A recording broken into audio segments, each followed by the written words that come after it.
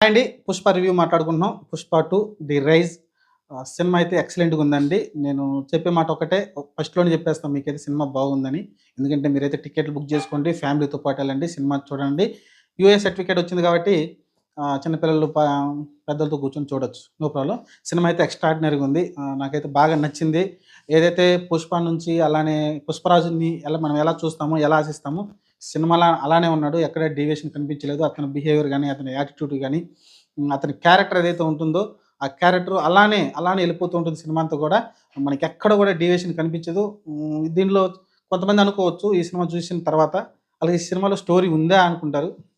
Story వచ్చేసి మనకి 'పుష్ప 1' గాని, 'పుష్ప 2' గాని జస్ట్ మనం 'పుష్పరాజు' క్యారెక్టర్‌ని ఫాలో అవుతూ ఎళ్ళాల్సిందే తప్ప, పర్టిక్యులర్‌గా ఒక స్టోరీ అంటే ఏముండదు. మీరు 'పుష్ప 1' చూసినా, ఫస్ట్ సెకండ్ పార్ట్ చూసినా మీకు అదే క్లియర్‌గా కనిపిస్తా ఉంటుంది.